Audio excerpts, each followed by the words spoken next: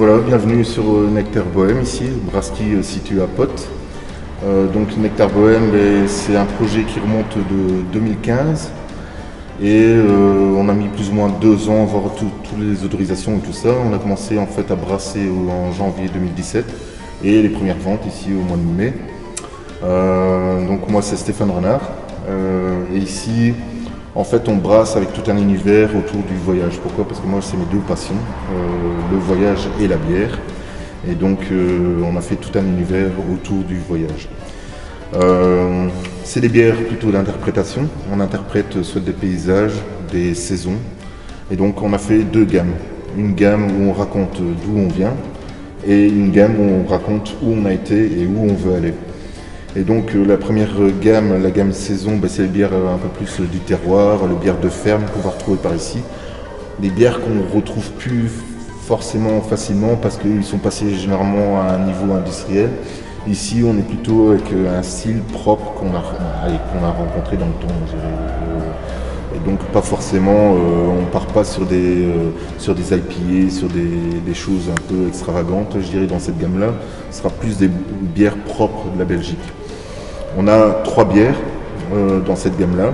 La Rosé Vent, qui est un peu le point de départ du voyage, où en fait c'est un truc qu'on s'était dit, c'est qu'est-ce que les gens ont bu en premier. C'est soit une pils, soit une bière de table en premier.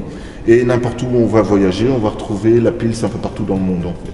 Donc on a travaillé sur les ingrédients de la pils, le malt pilsen, le houblon, le saz. Et là on a propulsé tout ça avec une levure saison. Donc ça rend un côté un peu plus gourmand. C'est une bière complètement simple, il fallait montrer aux gens qu'on pouvait faire quelque chose de très simple. C'est parfois compliqué de faire quelque chose de très simple. Et après on a 2 autres bières qui sont à la belle saison, qui définit un peu le printemps, qui interprète le printemps, et la douceur paysanne qui interprète l'été. Au printemps on va retrouver un peu le côté, je dirais, floral, herbacé. Et donc on a une bière avec des houblons un peu plus herbacés, floraux, et une pointe d'amertume qui est un peu le côté vert en fait de la bière.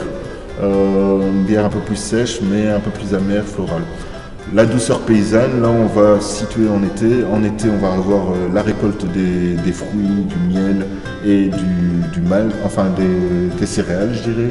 Donc on a un produit un peu plus maltais, des levures qui vont être un peu plus fruitées, mielleuses, un produit beaucoup plus rond en bouche en fait. Je dirais pas sucré, parce que sucré ça va être plutôt, on va penser à des bières où on a rajouté du sirop ou quoi. Là on travaille vraiment sur les ingrédients de base.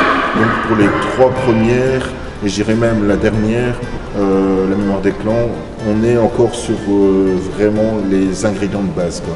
Donc orge, levure, eau et houblon. Il n'y a pas d'épices, il n'y a pas quoi que ce soit autour de ça. On travaille vraiment sur les ingrédients de base.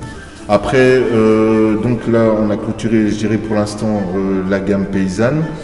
Il y en aura peut-être d'autres par la suite. Et on a continué une autre gamme, une gamme où on part carrément en voyage. Et qui dit voyage dit vraiment l'extravagance en fait. Donc là, on va partir sur des bières un peu plus typées. On interprète des saisons, on interprète des pays, des régions, des personnes qu'on a rencontrées. Là, c'est un peu plus difficile, mais bon, c'est toujours possible, je dirais.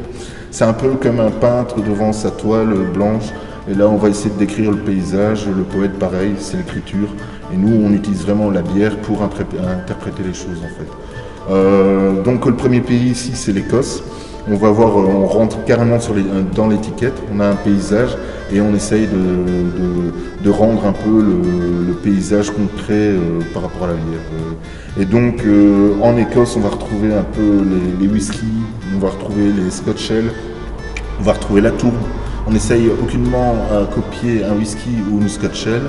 On va utiliser des éléments qu'on va retrouver par exemple dans le pays. Ça peut être la couleur de la terre et alors là on va avoir une couleur de bière qui sera en rapport avec la terre. Mais là, en Écosse, on va retrouver la tourbe. Notamment on a les whiskies tourbés. Et donc ici on a travaillé avec un malt fumé à la tourbe. Et on a compensé ça un peu avec l'amertume du houblon parce que ça peut être très prenant en bouche. Au niveau couleur, on a une couleur ambrée qui se situe entre un whisky et une Scotch Ale, je dirais. Et donc voilà, là la gamme est plus ou moins complétée pour l'instant, mais j'irai au fur et à mesure des voyages, au fur et à mesure on va compléter ces gammes-là. Pour l'instant on est au format 75. 75 pour nous, voilà, c'était plus dans une idée de partage, de dégustation. C'est des bières, voilà, on en met une à table et on est à plusieurs à déguster la 75. Voilà, c'est des bières un peu plus de partage, quoi. Le samedi, je serai au Drink del Nest à Villemot. Froidmont, mais pourquoi il marque Villemot là? Ça c'est historique. Historique, ouais. On a commencé à Villemot et puis on est arrivé à Froidmont. C'est un jet de pierre. Hein. Donc, voilà. Bienvenue. De 11h à 18h, n'hésitez pas, vous verrez Stéphane. Voilà, je vous expliquerai un petit peu plus.